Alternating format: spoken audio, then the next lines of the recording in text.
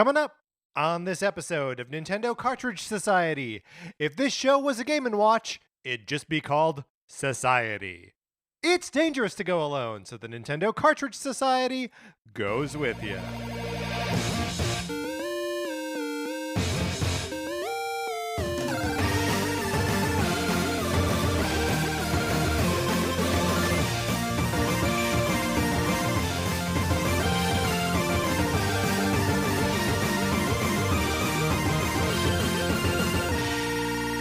Welcome to Nintendo Cartridge Society. My name is Patrick Ellers, and I am joined, as I am always joined, by my co-host, Mark Mitchell. Mark, how's it going? It's going pretty good, Patrick.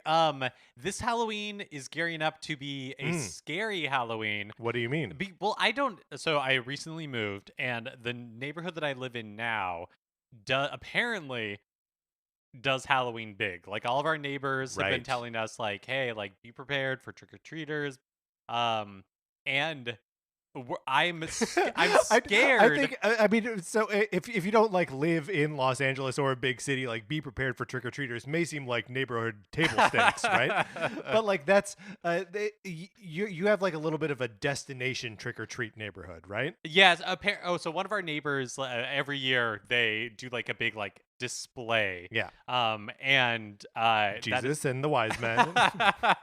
And so that is true. Shepherds. That's true for this year as well. But yeah, like, so I don't know what to expect. My husband and I have been like, we've been gathering candy as much as we can. Like, it's a scarce, precious resource.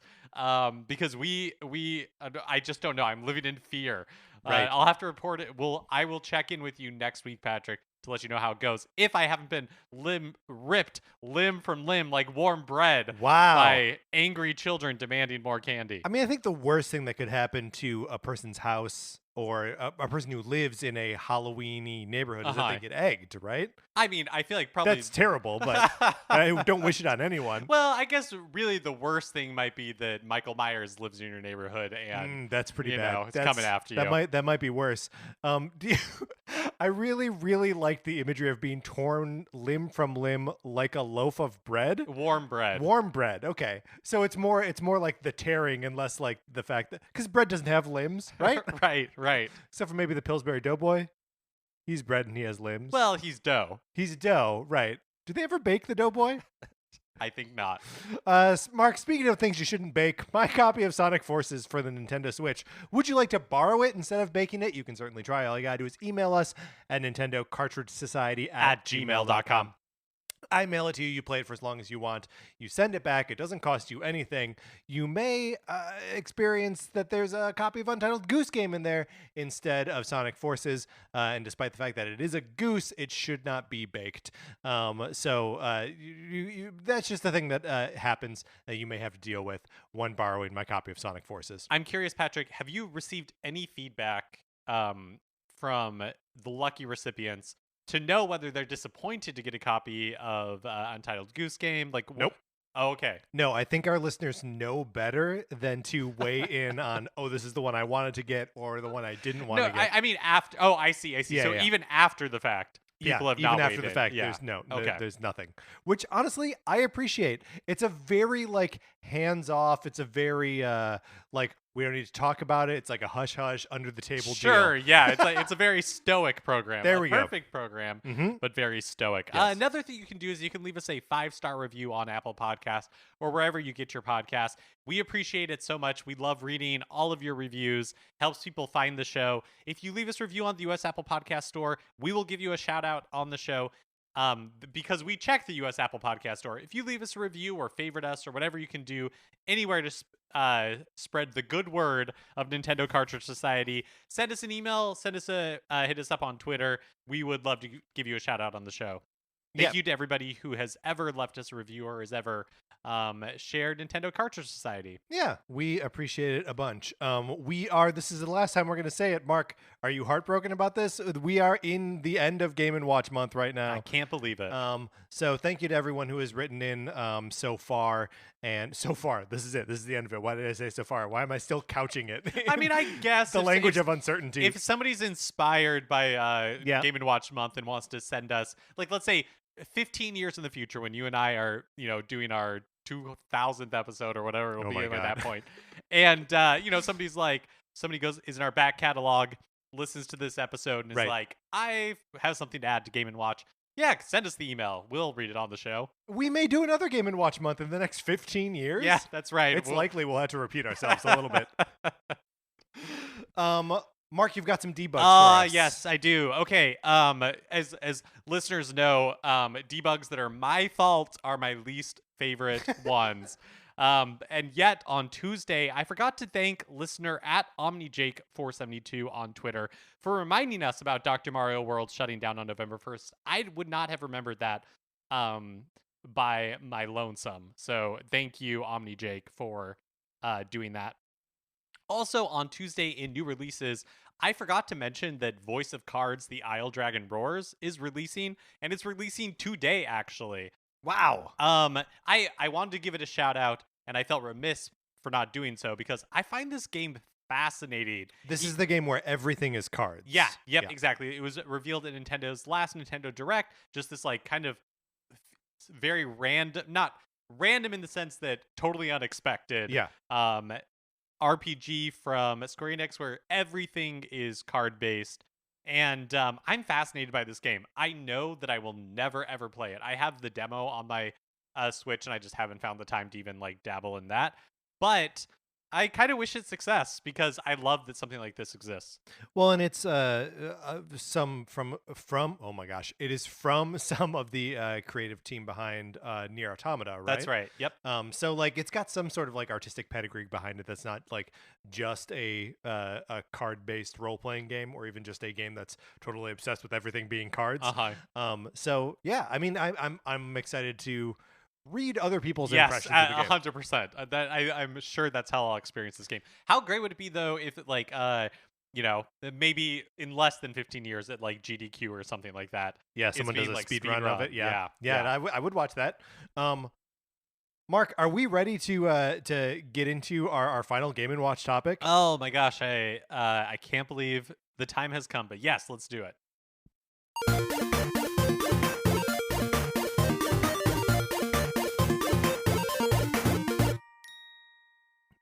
And because we are cowards and we fear the end of anything, we are turning our final Game and Watch topic into a plethora of Game and Watch topics, a Game and Watch topic gallery, if you will. So we've got a bunch of different categories that we're going to run through, like sort of little games we're going to play around the idea of Game and Watch. Mark, should we run through those, or should we leave the listener in suspense? Let's leave the listener in suspense. We will get to them when we get to them. So this is I'm very excited about this. This will be a good brain exercise for us. But I want to start things off with an email that we got from Ferruccio, who wrote into us, and it's a sort of a lengthy email, but buckle in, it's a good one. He writes, "Hello, NCS, longtime listener, first time, etc. Once I heard you guys were talking about Game and Watch Month, I was not only very excited because I love Game & Watch, but I also thought I could actually contribute something interesting. My love for Game & Watch started a few years ago when my partner found a tropical fish Game & Watch at a secondhand store and bought it. Owning and playing a Game & Watch was a small revelation. They are beautiful objects and they are more fun than they should be. One thing that I noticed by playing so many Game & Watch is that the gameplay is deceptively simple. While in the middle of this Game & Watch buying spree, I cut out a paragraph here, but he goes out a Game & Watch buying spree, I decided to make a Game & Watch-like game with Dreams on PS4. The project ended up being more complex than I expected, and making that game made me really appreciate the finesse that went into the original Game & Watch games. A little side note here, his Game & Watch game is called Pancakes, and you can find it on the Dreams portal, wherever. We can include a link to it in the show notes. Ferruccio goes on to say, things I realized in random order. It may be easy to overlook, but the clarity of the setup of Game & Watch games is really remarkable. Look at something like Octopus, and you can immediately understand what's going on and what you need to do. In some cases, like Rain Shower or Tropical Fish, for example, there's a little bit of humor built into it. These vignettes are immediately recognizable, fun, and clear to understand. Again, not as easy as it seems. Second point, there's a lot of hidden complexity in how the controls and the gameplay work. For example, in almost all games, players can anticipate a move at the beginning of a time tick, but also right after the time interval in order to save a situation at the very last minute. It kind of goes on, and this is something that you and I have talked about. There's a little bit of that like hang time mechanic, right? Where there's like you have a split second to like save something that has like kind of gone afoul. And then the last point that he has here is the pacing is another subtle, hard to break down area where Game & Watches excel. I tried to replicate some of this difficulty over time progress, but it was really, really hard. The thing is, Game & Watch games don't get harder over time in a linear way. They grow in intensity until a peak, and then they become easier for a while, then escalate again, and so on. The flow is hard enough to design, but the thing that is even harder to appreciate from a player perspective is that when the gameplay is so simple, the margins of difficulty balance are extremely tight. The difference of a fraction of a second in how often an object spawns can make a game literally impossible. Really small changes have a huge impact on difficulty. What Nintendo did with the balance of most Game & Watch games is really masterful.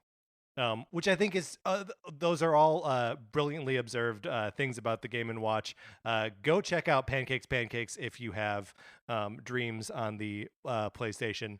But Mark, any thoughts about those observations? Yeah, I mean it's such a good point. Like when we started our Game and Watch journey, I before really diving into it was just like, oh, like I don't think I'm gonna really like these games. They're so simple and everything. But once you actually play them, you do realize how masterfully crafted they are because the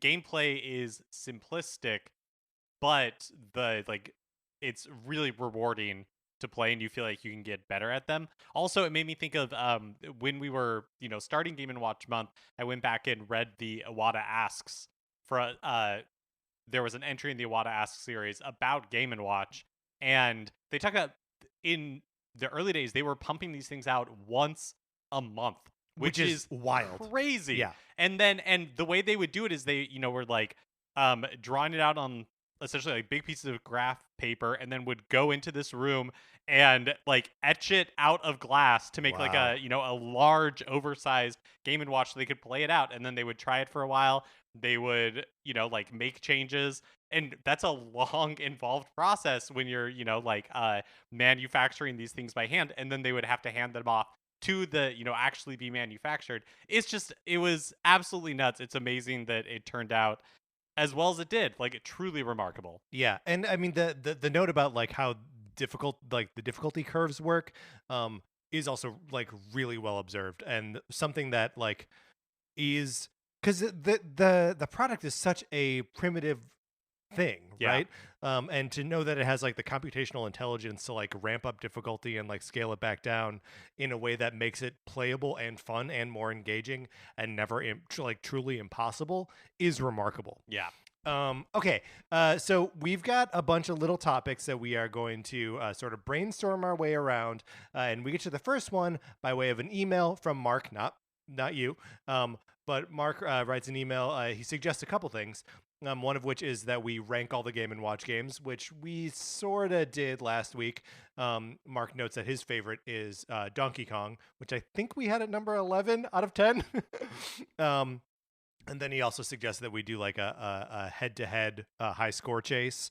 But I don't know how that might be fun for you and I to do, but I don't know how that's an episode of the show. But his third suggestion is where things get good. He says, when Nintendo offered the two physical cartridge Game and Watch collections on the DS, they created a new game on the second collection, which was a mashup of the two games they included. You had to play Parachute on the top screen, and then it would switch, and you'd have to continue by playing Octopus on the lower screen. It would flip you between these two games throughout the rest of the game. Maybe you could come up with ideas of which two Game and Watch games would mash up into a new game and be fun to play. So Mark, our first topic here is Game and Watch mashups that we'd like to see. Do you have any that immediately come to mind? Have you played the Parachute Octopus Game and Watch mashup? No. I wonder if you had to like unlock it because No, so it's not even in the galleries. It's in the Game and Watch collections that are on the DS, oh which no, were then part of like my Nintendo rewards. got it. No, Yeah. no, I definitely have not played it then. I have also not played it. I've seen gameplay of it, and it's seems a little brain breaky to me, but like it's a cool concept, and I like the idea of them using the dual screen of the DS to actually do like a dual screen like thing. Yeah. Although it is weird that they don't just like port a dual screen Game and Watch to DS. Because even on the DSi, they're all single screen games that appear on the dual screen system, Huh. which is stupid. But anyway, and any come to mind for you, Mark? I'm looking through my list of Game and Watch games that I played as part of like the gallery.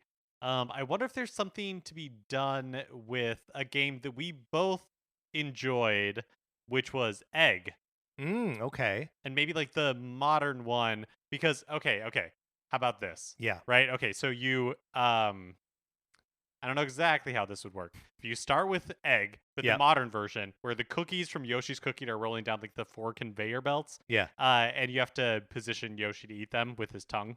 But then the reveal, you start doing Egg and you're like, oh, okay, interesting. All right, I'm eating these cookies, whatever, whatever. And then, but the reveal, you pull back and it's like the modern version of Mario's Cement Factory. Oh. And you're seeing like how the cookies are being made. I like that. And then 'cause, they come down, right? Mhm. Then because at the end of Mario's Cement Factory, the modern version, Mario is sending cookie dough from layer to layer, and then at the bottom, yes, Yoshi is there eating the cookies, Yeah. but also Toad is there boxing them, and both times they're getting sent down conveyor belts, and those conveyor belts could roll right into Egg. That's great. It could be a great like head-to-head game where one player is playing Mario's Cement Factory, the modern version, and the other person is playing the modern Egg, so that you are actually like making the cookies that then the Yoshi has to eat. That would be really fun. Mark, I had my idea for a mashup is using classic versions, and it's using a one of the vertically folding two screen games, and one that I didn't get a chance to play during the course of Game and Watch month. But it's a Lifeboat, and Lifeboat opens like a book, and you are controlling like a little life raft as this giant yacht is on fire, and people are like trying to escape from it. And I just think the book opening dual screen is so funny and clunky, and I love it. But what if there were two more screens that opened up on either side? And when you dropped people off, they had to play then Turtle Bridge to escape. So like you're just dropping them off on like little islands, and then they had to like keep going through like another adventure over water to get away. Yeah, that's great. Also, I love the idea of this like mechanism like opening twice. Yeah. So there's like 4 discrete segments, and so you can put it in your pocket, Sure. but it's I mean, it's probably pretty fat. yeah, Right. yep. Yeah. But also, I don't know. There's something very nice about like it could stand up on its own. It could stand up. It's like, you could build a little like fortress, a That's little right. clear indication of where your area is. Or maybe the whole thing is not a foldable thing, but it's a cube. So you actually have to like rotate it as you're playing. Buttons on the top and bottom for like moving left and right. Although if they're on the top and bottom, it would be tough to keep track of which way they actually make you go. And any other mashups come to mind? The I only came up with the one Lifeboat and Turtle Bridge. Yeah, that's the only one that comes to mind immediately. I do wonder if there's something. I'm trying to think what we could do with like Vermin. I wonder if the classic version of Vermin, has these moles that are barreling towards you. So I wonder if that's what's happening on the top screen. And then when you hit them, instead of them disappearing, what if they like fell? They like got pushed back down, and those vermin are need to be greenhoused away. yes, Yeah, yes, that'd So- be good. Oh, but that's another one that would be good is like competitive, because you have like one person on the bottom trying Yeah. to push them up, and then the other person who's playing at the top trying to push the vermin down. I mean, the thing I love about that is it sounds like it is a vermin on top of Greenhouse, which is also a dual screen game. So it's another like triptych 3-screen game. That's right. You have to. It's like unfolding photos in your wallet or something. Yeah. Well, I was thinking of it like those 3-panel like paintings that are always of like the earth and heaven and hell, you know. All right, very good mashups. Our next topic comes to us by way of Twitter. When we tweeted out our first episode about Game and Watch, at Palsy Pace responded, "The Mario and Luigi bottling game sounds like Laverne and Shirley opening credits, the game." To which I responded, honestly, wacky classic sitcom episode premise makes for a really solid Game and Watch pitch. Lucy and Ethel at the Chocolate Factory would be an A+ Game and Watch game. And then responding to that, Alana at Primrose Pickle responds, Nintendo just leaving money on the table in the 80s. I could picture a Game & Watch game where you have to climb down from your girlfriend's second floor bedroom window while trying not to get caught by her dad. So we are doing sitcom premises that would make for solid Game & Watch games. So we've already identified here Laverne and Shirley, I Love Lucy, and sneaking down from your girlfriend's second story window. I see that as Clarissa Explains It All, but I don't know. I don't know where. I think that's a very and it also just seems like a very like classic sitcom trope. Yeah, totally. So I'll go first here because I was very happy with this one. Have you seen the episode of Frasier season 6 called 3 Valentines? No. So it is 3 stories. The episode is directed by Kelsey Grammer, and they are a Valentine for Niles, a Valentine for Frasier, and a Valentine for Daphne and Martin. And the first Valentine, which is Niles, he is hosting a woman in Frasier's apartment, and they're going to have dinner. And evidently the woman is very particular about the things that she likes, and she likes things to be just a certain way, which means she's perfect for Niles, right? The episode starts with him on the phone with like the wine delivery guy, and like she's going to know if it's not the 85 versus the 87, whatever. And so he sits down on the couch to wait for her, and he notices there's the crease in his pants isn't exactly straight, and so he kind of futzes with it for a little bit. And Eddie the dog is like watching him the whole time, and then he realizes what he has to do is like just get out the iron and iron his pants. And what transpires over the course of the next 5 minutes, it's a truly masterful bit of like comedic storytelling, is he's trying to iron his pants and like keep the food that he's preparing in the kitchen going, and he cuts himself because he also notices that there's like a string coming out of his pants and he needs to like trim, and he cuts himself and he sees the blood and it makes him faint, and then Eddie wakes him up, and then he's left the iron on the pants, and like the pants start burning and the food starts burning and he has to pour the food on so this basic setup of Niles has to iron his pants while juggling going back to the kitchen and like moving stuff around, and like all the while you have like a little like meter of like, are you becoming faint because you're noticing the blood that you're bleeding, that you have to like refill by stopping by the dog. So like I see it as a 2-screen thing. One is the living room where you're ironing, and the other is the kitchen where you are trying to like juggle the food stuff, and so you have to like be in one of the 2 places attending to like the little juggling game in each of those places. Yeah, that's such a fun idea. Also, that sounds like a really funny like vignette. It's great. In my mind, it was just like the cold open of the episode, that it was like 30 seconds or 45 seconds or something, but it's a full 5.5 minutes of just Niles running around this apartment. It's beautiful. So one idea that I have is sitcom related, is based on the like the Soup Nazi episode of Seinfeld. And so the way I'm kind of thinking of it as like a little bit of like a game of chicken, essentially. So you play as the Soup Nazi. Great. And there somebody comes up and they are standing there, and the bowl of soup is between the 2 of you. And as the Soup Nazi, you just have to like you're waiting for the patron to like try to reach for it. Yeah, and then And you have to when snatch they it away. reach for it, you have to snatch it away before they can grab it. And the closer it is to them grabbing it, The more points you get. points you get. Exactly. Because your renown goes up. And you can see how well you're doing by the line of people outside. Yeah, yes. That's right. The longer the line, the better you are at preventing people from getting their soup. That makes sense to me. That's a good one. I honestly think any physical comedy beat from a sitcom makes a perfect Game and Watch game. So true. Think like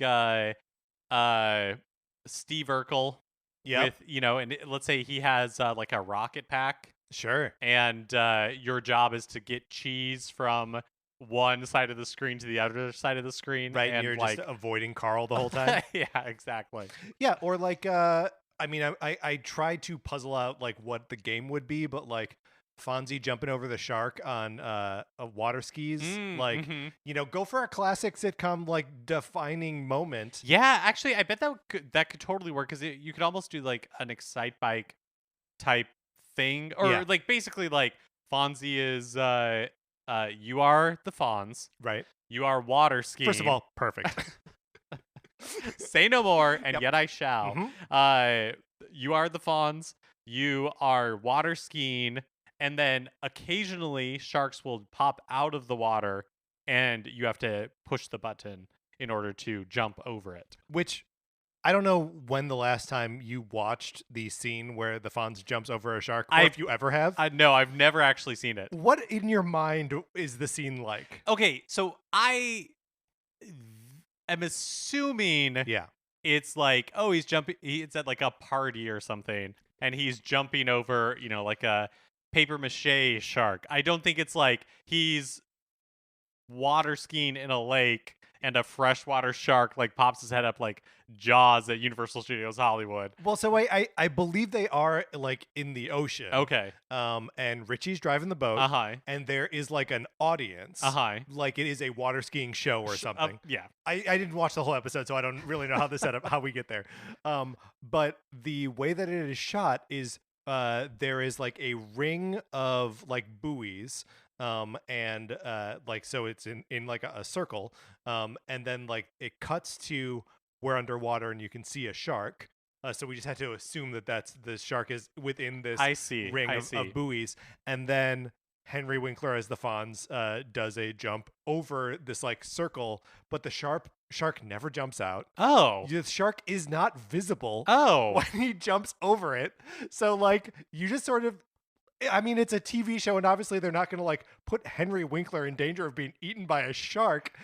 But like, I don't know. It's the crappiest thing. I couldn't believe how bad it was.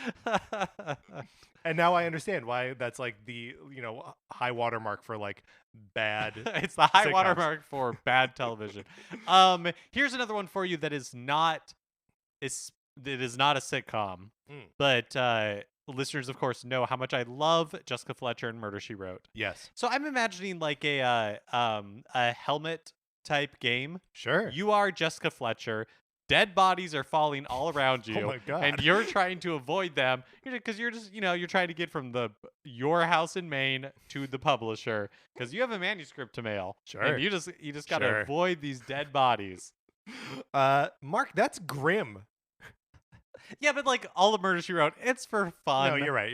You're laughing as those dead bodies are falling out of the sky. All right, Mark, our next topic also comes to us via email. An email from Aaron. Aaron writes, "Hi, Patrick and Mark. I found your podcast earlier this year and has been the highlight of my week ever since. Wanted to give my experience with Game & Watch. Like most Americans, my first exposure was in Super Smash Bros. Melee, where Mr. Game & Watch showed up, but then sorry, I've messed this up. Skipping ahead, Nintendo developed a Japanese kanji dictionary for the Nintendo DS in Japan only, but the original DS was region-free, where you could write the Japanese characters you were looking for and it would show you how to read it, and an English definition for most of them.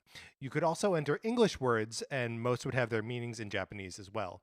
It was a must for any DS-owning student of Japanese. But I digress. By searching for certain English words, you could play 4 Game & Watch titles to distract you from your homework. You could play ball, manhole, judge, and flagman by searching for those words in the dictionary. I only found ball on my own, but it was very nice to have a way to take a break from studying from time to time. Single word Game & Watch game titles is what we are basing this next little exercise on. Can I say one thing before we get to this? Yeah. Is that's such a good point that the way the majority of people ever in the history of the world have experienced a Game & Watch game has to be through Super Smash Brothers, because so many people have played Yes. Super Smash Brothers way more than ever bought a Game & Watch game. Yeah, I mean, a bunch of those Game & Watch games have sold fewer than like 400,000 copies. Like, they are, especially now in 2021, like a genuine rarity. Ball is 41 years old. Like, Yeah. it's outrageous. So we are going to do. I've pulled up a random word generator. I have set it to nouns, and I'm going to click generate random words, and we are going to pitch a game that is just that word. So going on just the examples that were in Aaron's suggestion, ball, manhole, judge, and flagman. How we did an okay job of guessing those on our initial Game I & think Watch Judge we did not. Judge, we did not. I don't think flagman we really understood either. I don't remember either. I was gonna say something. I was gonna say that I think we knew it was semaphore or something like that. But yes, yeah. right. But it's more. It's like Simon. Oh basically. yeah. We weren't close. You're right. You're right. Okay, so the random word that we are generating here is singer. Singer, as in one who sings. Okay. So I think what this one is, I think it probably is a very Simon-esque game. But I'm gonna say that you're like a canary. You're a bird in a bird cage.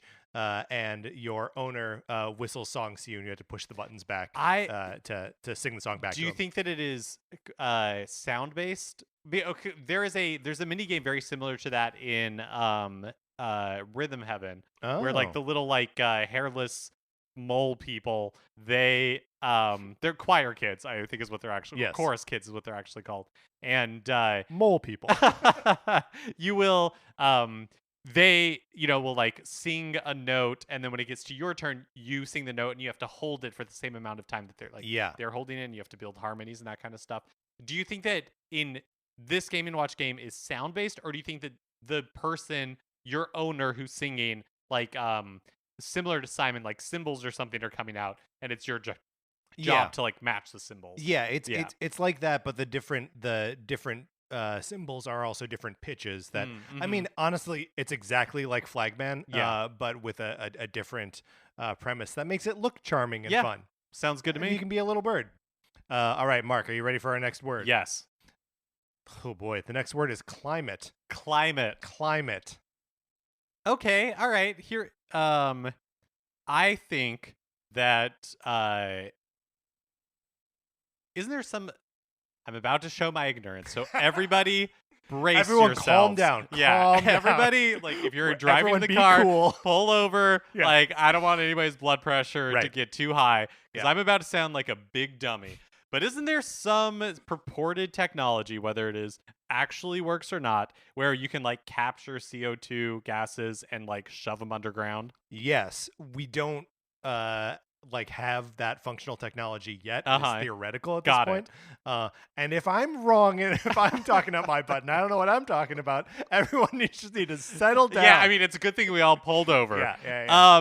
But here's Yeah. what I think it is that there is a factory that is pumping out just belching. like poisonous gas, and you're a little dude that's underground that has one of like almost like a hand pump, and your job is to try to suck as much and then deposit it into the ground as possible before it overwhelms the screen. That's good. It's almost like Oil Panic. Oh yeah, a little bit. except you are the person on the bottom and not the thing on the top. I had just a flash of an idea of there's a conveyor belt and garbage is coming off of it, and it is different kinds of garbage, paper, you have to sort plastic, it. and you have to sort it that's into the so right good. containers. That's so good. But also, my faith in our ability to recycle things in the United States is straight shook. As far as plastic goes, we can only recycle milk cartons and soda, and that's it. Soda bottles, that's it. That's all we can recycle. I mean, in the United States. I know, and it's devastating news. But also, do you feel like, because I kind of do feel this way, that it is important to still have like the recycle things for the placebo effect of feeling like you are at least helping a little bit, because otherwise the world is grim. Well, the world is grim. Yeah. I mean, that's just where we are. I think it's fine to have aspirational recycle symbols that like someday we will develop the technology where recycling these things can happen locally and at cost. We're just not there now, and that's as grim as anything we've discussed here about playing a Murder, She Wrote game where bodies are falling from the sky. I don't think it's that bad. I think it's pretty grim. I think it's pretty grim. It's because I watch a lot of Murder, She Wrote, and I know how fun it is. Let's do a couple more of these. All right. Next one is hat. We can't look. Helmet is already taken. I know. The first thing that comes to mind for hat, is that you are a milliner, right? Okay. Those are people who make hats.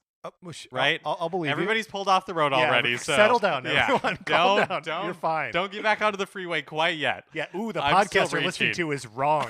It's fine. Okay. Okay. So you are that thing. You're a hat maker, and parentheses Miller or something like that. Anyways, you and people come into milliner. There we go. Close enough. And people, so on the Game & Watch screen, people come into your store almost like they're on a conveyor belt, right? Like in an order, and they have different, like one is kind of dressed like a cowboy, one's kind of dressed in a tuxedo. You gotta pick the right hat and you have for to them. pick the right hat for them and put it on their head before they like leave the store angry. But some of them will like be faster than others, right? Like it's not like it's consistent.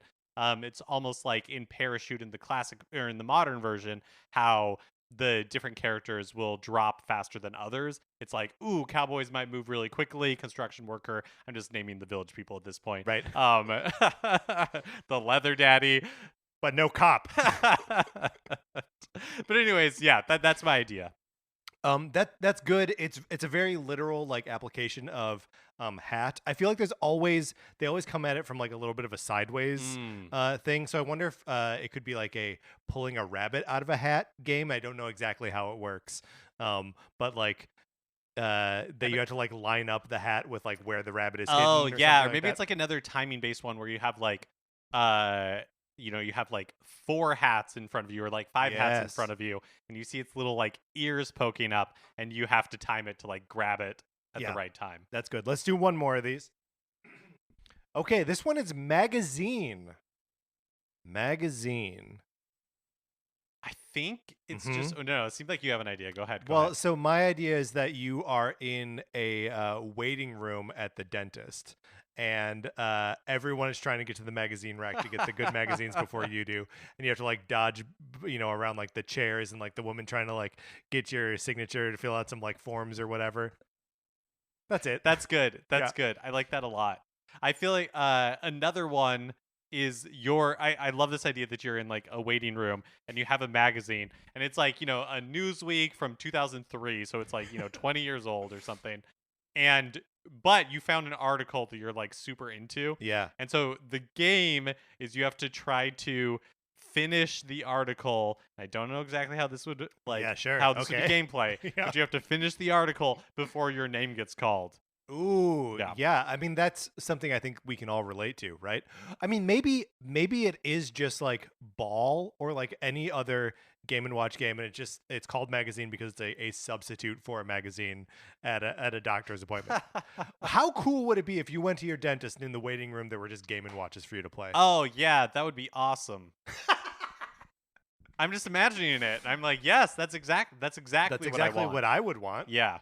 All Can right. you imagine actually in real life if like 99% of the population that is not me and you Yeah. like go Yeah. to their doctor's or I'd be dentist's so office and disappointed. it's just like piles Just of piles of Game and them. Watches? Just loose Game and Watches. You got to bring your own watch batteries.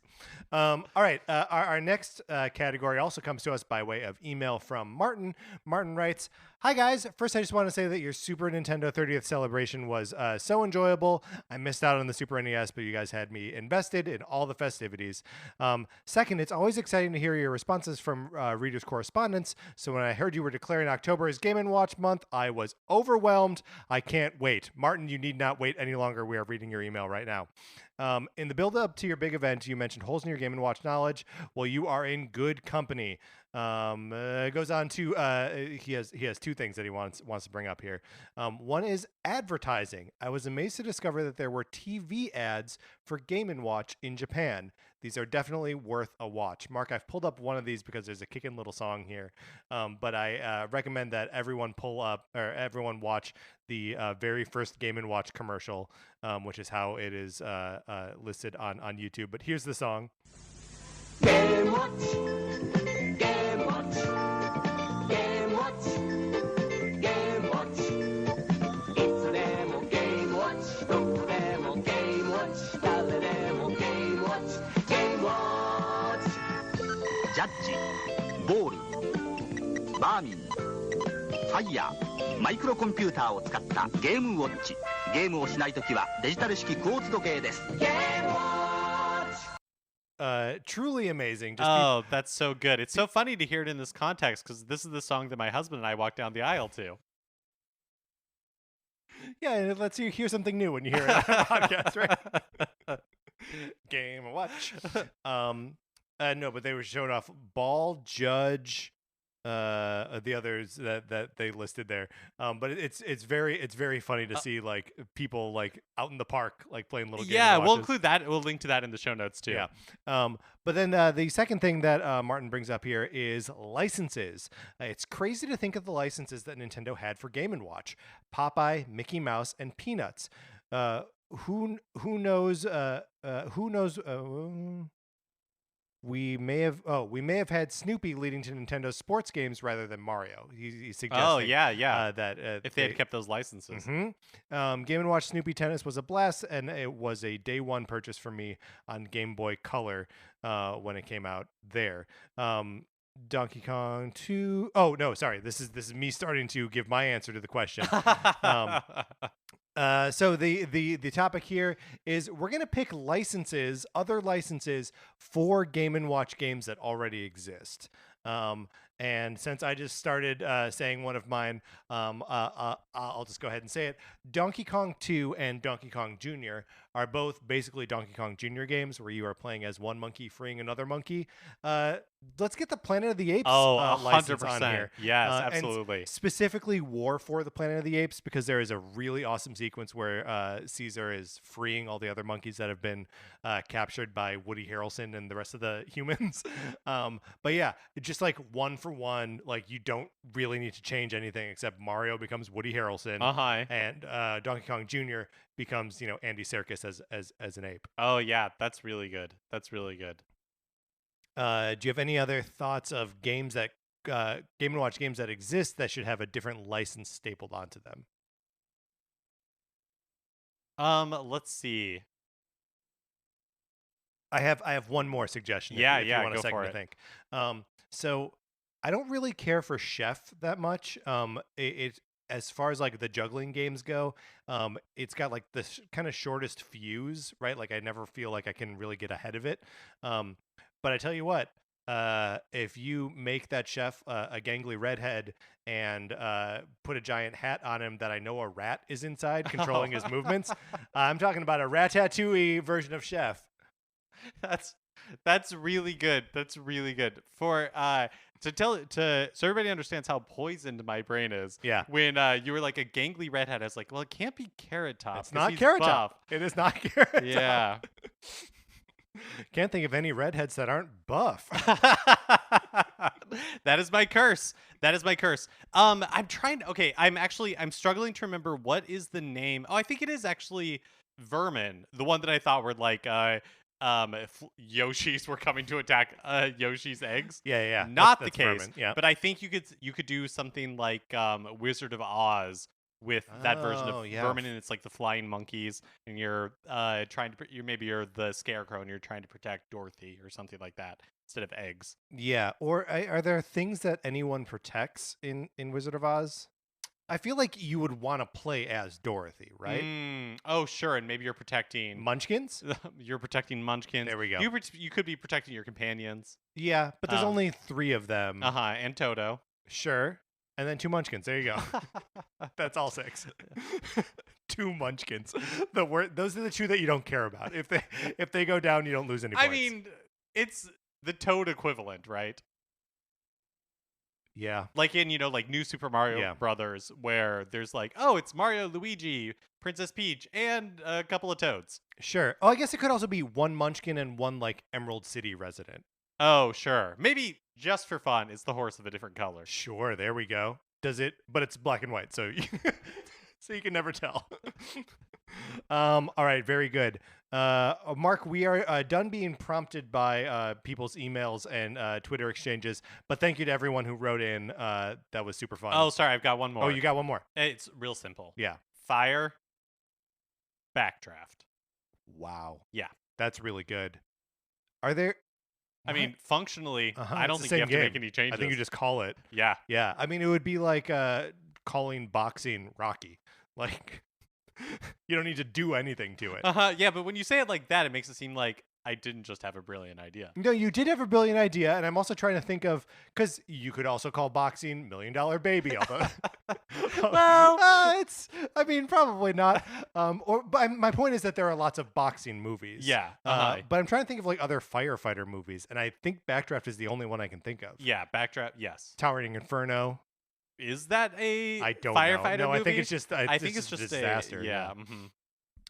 Okay. Our final 2 topics. We are going to, for the first one, we are going to come up with a Game & Watch game for a modern Nintendo franchise. Obviously, there are a handful of games that are available in Game & Watch form that would later come to like NES, be it like Greenhouse to Donkey Kong 3, or like really more honestly the Donkey Kong series, and the Mario games, and eventually the Zelda games, that they are available in Game & Watch form. But Mark, is there a modern Nintendo franchise that you would want to see as a Game & Watch game, and what do you think that looks like? I think you could do something really fun with Luigi's Mansion. Oh, that's such a good answer. Where it's just like, I mean, in my head, it's Luigi with, Poltergust.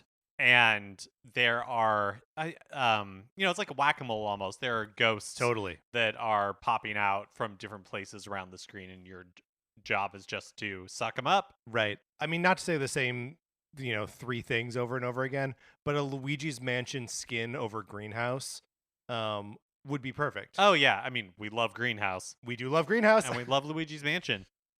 That's a great pull. And also I feel like you could do a really nice like painted mansion background for that. Yeah, totally. One of the things that I've really grown to love about the original Game & Watches that we don't really get to experience playing them in the galleries are that the backgrounds are these like they're just little paintings, right? That the LCD action like plays out on top of.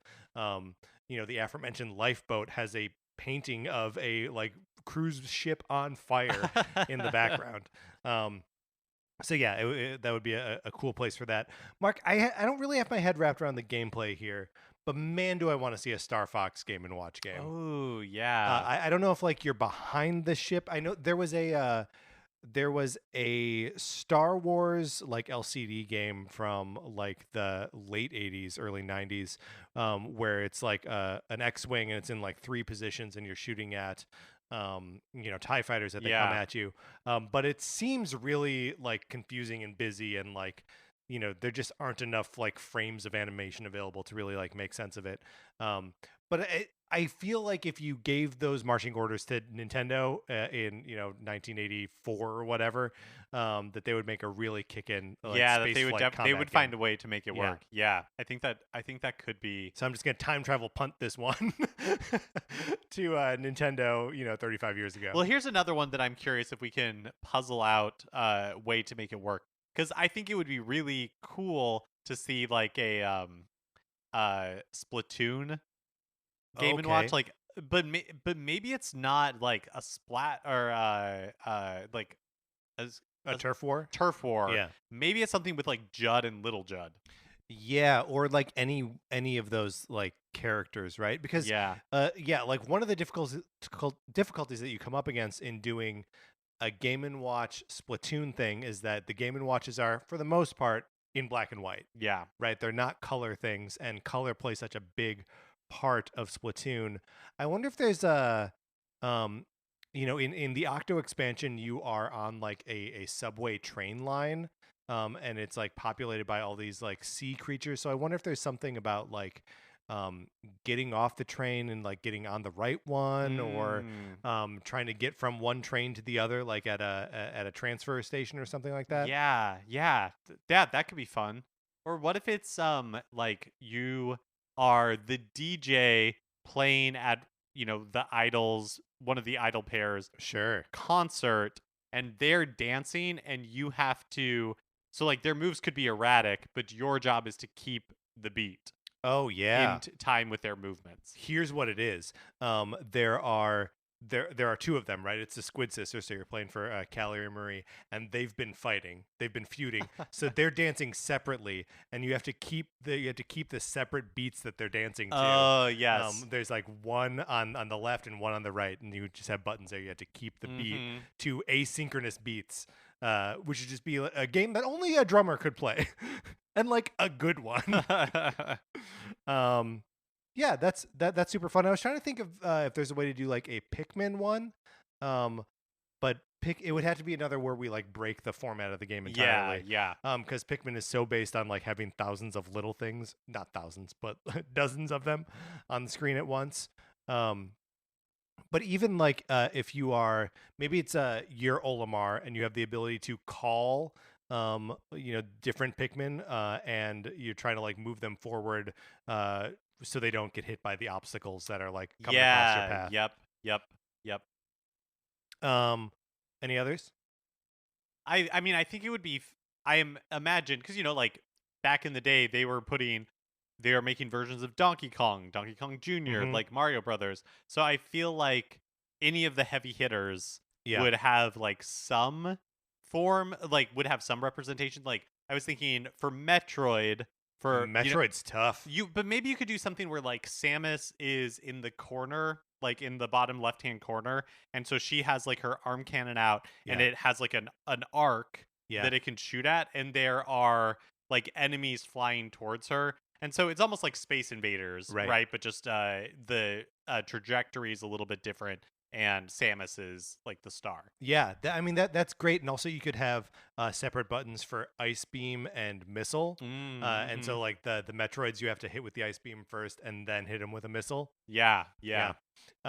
When I first mentioned this topic to Sarah, she was like, "Oh, like a Kirby one," and I was like, "Oh, that's so good because all the Kirby games have like those mini games." Oh yeah. Like chopping down the tree or like the home run derby kind of thing. It's like all of those little mini games are perfect Oh, little would be Game and perfect. Watches. Yeah, absolutely. There could be a whole line of Kirby Game and Watches, and they'd all be because Kirby comes from black and white. I know we all think of him as pink now, but like, hey, I played Kirby's Dream Land on the Game Boy. I know Yeah. what he really looks like. Yeah, that is such a good idea. All right, for our final topic today, we are going to be taking a Game and Watch game, and we are going to turn it into a modern Nintendo franchise. So we're going to figure out what the characters are, what the game looks like. Basically, we're just going to explore some not very well explored Nintendo IP. Mark, you know that I was drawn here to Spitball Sparky. Do you remember Spitball Sparky No. from our discussion? I don't. Spitball Sparky is one of the two like color Game and Watches, the handheld Oh, ones, yeah, not the panorama ones. So it's kind of a brick breaker game, but instead of just being a paddle at the bottom of the screen, you are this weird little bird creature, almost Cubert like, and you can either like hit the ball with your beak, or you can blow a puff of air to like hit the ball before it like comes all the way down. Okay. So it's going around and like hitting the things Arkanoid style, but you have a little bit more like ability to push the ball around. So I gotta imagine that turns into a sort of 3D platformer with like sort of a shooter element to it. Because you are the bird. You are the bird thing, yeah. With like, and it's a bird is maybe not right, but like it has two legs and like a spout, mouth, nose thing. Really should have been a birdo, right? But yeah, that it would just be like shooting or like shooting puffs of air at things to like move them around, or like could like suck up a ball and like shoot that at enemies or something like that. Yeah. Okay. Yes, I totally see it. And this would be in 3D. Yeah. Yeah. I mean, maybe not right away, but like there's got to be like an NES version where sure, it's just like a normal sort of like side-scrolling platformer. Yeah. Because I'm almost imagining that it's like a Castlevania type thing, Ooh, okay. right? But instead of like Simon having a whip, this bird creature who we need to figure out what the name would be. I think he's Spitball Sparky. Oh, it makes complete sense when you say it like that. So Spitball Sparky is going through, what environment would he be in? Because I feel like the obvious one is like, like baseball or something like that. Oh, interesting. But I feel like normally they would go against what we would like, what you immediately think as. Yeah, well, I wonder if we need to like take a little bit of the inspiration from like, Arkanoid and like other like brick breaker style games where like he's in an environment where he doesn't belong, right? Like something that's a little bit more high tech. Yeah. Right? So it's like Spitball Sparky in King Arthur's court is yeah, what we're talking about. Yeah, okay, there we go. Yeah. There we go. I like that. Yeah, forget the high tech part of it.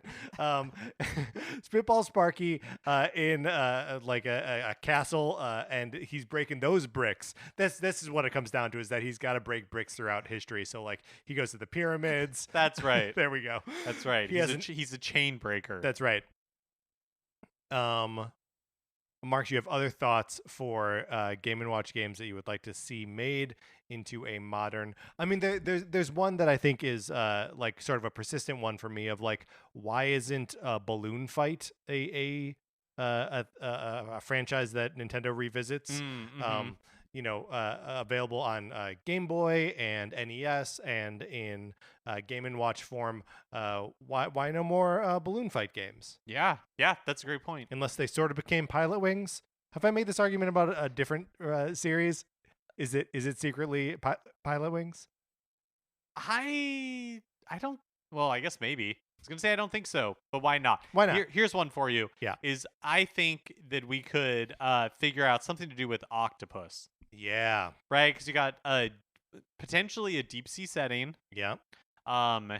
In my mind, the octopus is like not the protagonist of the series. No. You're probably but he's the persistent antagonist. Yes. Yeah. He's like the Ganon of this series. He's the Michael Myers. He's the Michael Myers. That's right. And then so I think you probably play as a diver or a series of divers. Maybe it's kind of like a Splatoon-esque world where yes, you are a diver, but your diving suit is like what you look like. Do you know what I mean? Yes. Like it's like for whatever reason. We're in a world now where people always wear their diving suits all the time, and they're all old-timey diving suits, right? With like the giant like globe for a head and like that little swinging like rusty and door. Like bolts you have to. Yep. Yeah, that's right. And someone up top working the bellows so that you can breathe. Yeah, and he's just like guarding various treasures. Mm-hmm. I mean, it's sort of kind of just pitching Subnautica with a giant octopus, but like I think that'd be cool. Maybe it's Subnautica crossed with Tomb Raider with a giant octopus final boss. Yeah, no, I think that's very good. There are I mean, Climber. Remember Climber? I do remember Climber. Climber is one where you and I were both like taken with it. So I'm gonna read the paragraph from Climber. On Wikipedia, a boy known as the Climber sets out for the Block Mountain, where the Blockmen live, to train as a warrior. Lord Meji, who he meets on his way, grants him a pair of boots which enable him to jump very high, armor that can break ceilings, and a headband which will help him find a sword to defeat the evil Dragalo the dragon. I mean, what? Yeah, we don't even have to come up with anything. It's just like, do that, Just do that. but as a video game. Yeah, do it. It's a 3D Zelda game, Uh-huh. whatever. You can jump very high. Your armor can break ceilings, which is confusing to me. Not walls, though. Not walls, just ceilings. Just ceilings. Not floors either. Uh-uh. So it better be like the top of the building, otherwise you're not getting through. And a headband that helps you find a sword. Yeah, I don't know love what that it. means. I don't. I mean, I have an idea, but yeah, I would love to see it in action for sure. That's a great one. Also, the name's already there. Yeah, just Climber. Yep. There are two other like late Game and Watch games that I feel like are full of IP potential. I'm referring to Bomb Sweeper and Safe Buster.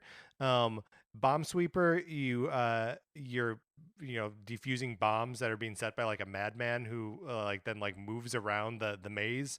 And Safe Buster is another like crime, you're a security guard kind of thing. Like both of them are could be modern Ubisoft games like that. I mean, I feel like the what was the Bomb Buster? Bomb one? Sweeper. Yeah, I feel like Bomb Sweeper is essentially Arkham Knight, right?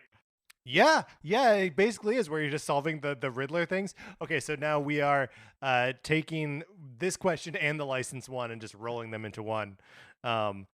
Yeah, I feel like there's so much potential in the Game & Watch games.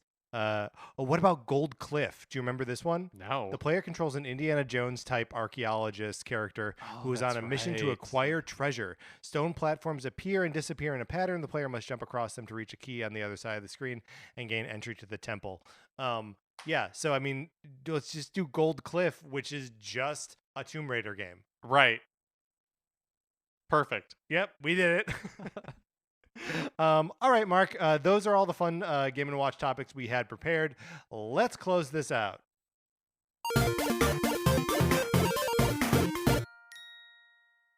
Thank you so much to everyone who wrote in and participated in Game & Watch Month. Thank you to everyone who's listened to us talk about Game & Watch for weeks upon weeks upon weeks. You're safe to get back on the freeway. Yeah, we won't say anything just insane from here on out. Here to the end of the episode is going to be an ignorance-free zone. That's going to do it for this episode of Nintendo Cartridge Society. Remember, please rate, review, and follow us on Apple Podcasts. If you like the episode, you can share it on Facebook or Twitter or wherever you share stuff. We appreciate it when you do. You can follow me on Twitter. I'm at Patrick_Ehlers. You can follow Mark on Twitter. He's at MKE Mitchell. And you can follow the show, which is at Naden Cart Society. We also have a Facebook page, which is just Nintendo Cartridge Society. Olivia Duncan made our logo. Our theme music is provided by 8-Bit Betty. You can get more of his music by going to 8bitbetty.com or by listening right now. For my co-host, Mark Mitchell, this is Patrick Ehlers saying, I guess maybe Gold Cliff is like an Uncharted game. That's a more modern reference than Tomb Raider, right? Thank you for listening.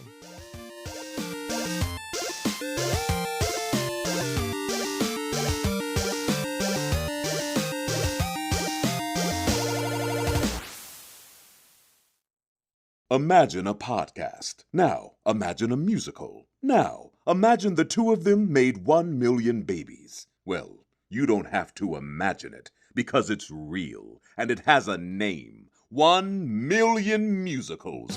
Each month, we bring you a brand new, original podcast musical featuring talent from across Broadway, films, and TV. You'll hear tales of spooky ghosts, Wild West shootouts, adventures on the high seas, and much, much more. 1 million musicals. Only a few 100,000 to go. A Campfire Media podcast. Campfire.